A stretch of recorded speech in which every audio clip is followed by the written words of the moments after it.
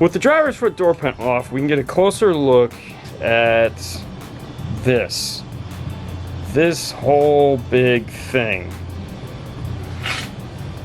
So for this one, you only take 3 screws. 2 in the pull handle and 1 in the door handle. Those screws are located here behind this panel and here behind this panel. Once you've unclipped these with a thin panel tool, you can get to the 10mm bolts behind them. When you're removing this side, this part seems like it's part of the door panel. It's not. You can see it right here in this nipple. As you're lifting the door up from the bottom, this is going to kind of do this, and it's going to give the illusion that the door is cracking in half, but it's not. Now, one of the things that separates the Alpine system from the standard system is in fact this blue 6x9 right here. This is the Alpine 6x9. 4 6mm screws will get the 6x9 out. One clip behind. Now we have our factory 6x9. Let's take this over to the bench and we'll compare it to the 2 speakers that we're gonna put in place of it so you have a good reference on what this looks like. Before we do that, we're gonna do some sound treatment on this. We're not gonna go crazy. We're actually gonna do our basic, which is half a sheet. The reason for that is this is a big piece of plastic here, and as you can see, there's a ton of structural angles put in it to make more rigid. We're gonna concentrate our efforts around here and also inside on the big area behind it. If you want to do a full sound treatment to this, you do have to remove this, which involves pulling the window off of the motor assembly inside of this door. Then this whole thing will come out. You do have to keep the glass up here in the frame. So just know that if you are wanting to do that, is a lot more work. Make sure to give yourself enough time for that. Now let's go take a look at those speakers.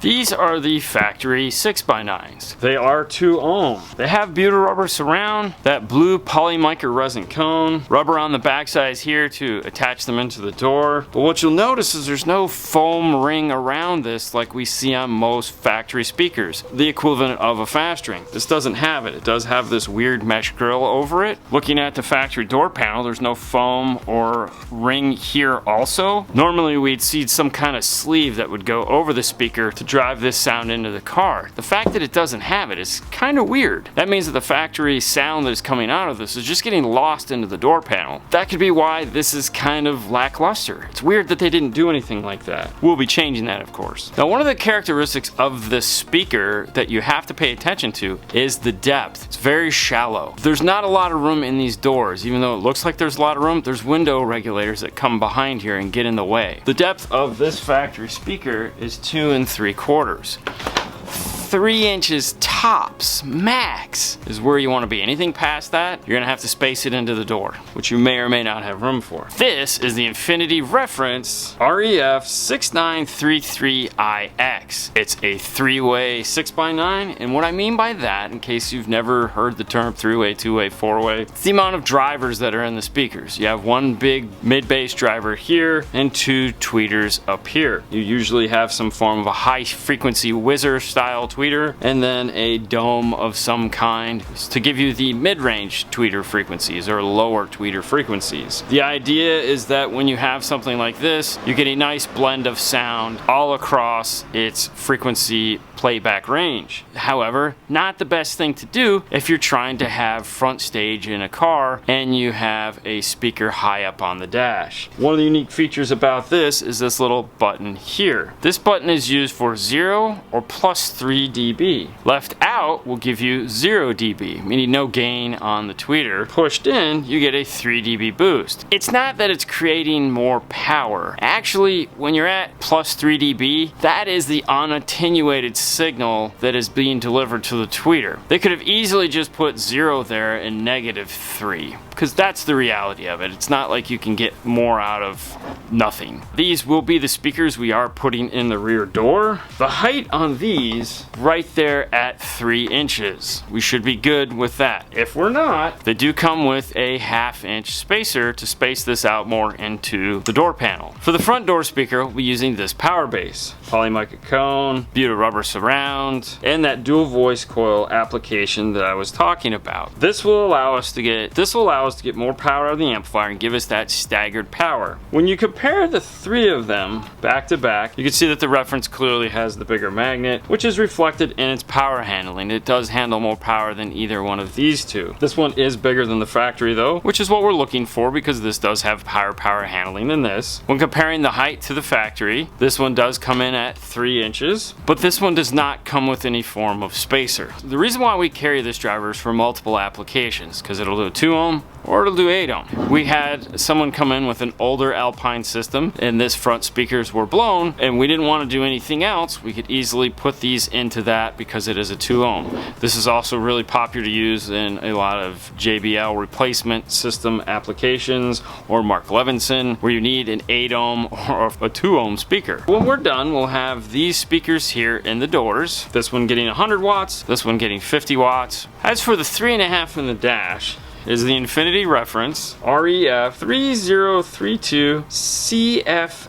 3.5 inch rubber surround, that same gold tweeter. Now this tweeter, it looks like it's a form of a cloth material and not a hard plastic. It's just this gold copper color. This tweeter is the exact same tweeter that's located here in the 3-way 6x9, and that is so that this whole series will kind of have the same high frequency resolution throughout the whole application. They're 4 ohm, good size magnet. As you can see, it's about the size of the 3.5 itself. Has a capacitor on the outside for the tweeter. That means if you wanted to, as well as with the 6x9, you could bi-amp these speakers. And by bi-amp, I mean run an amplifier to the mid-range and an amplifier to the tweeter separately. You would need a 4-channel amp to do this. Just keep that in mind. If you have a bunch of channels on your amplifier and you'd like to take this one step further, bi-amp it. Door panel now has the sound treatment applied to it. We concentrated on this area here around the bracket as well as behind the door in this area. This is the back foam piece of the fast ring, the inside piece of the fast ring. One other thing we did have to do to fit the power base in so that we wouldn't have to put a spacer and bring it out. The inside lip here was a little bit smaller than the power base, so we did take a grinder and just grind this area here and this area here to make the hole just a little bit. It was just a smidge. That way the speaker sits in there nice and flat. The speaker is a dual voice coil and you have to hook up both voice coils. It's positive to positive, negative to negative, and then off with our leads here.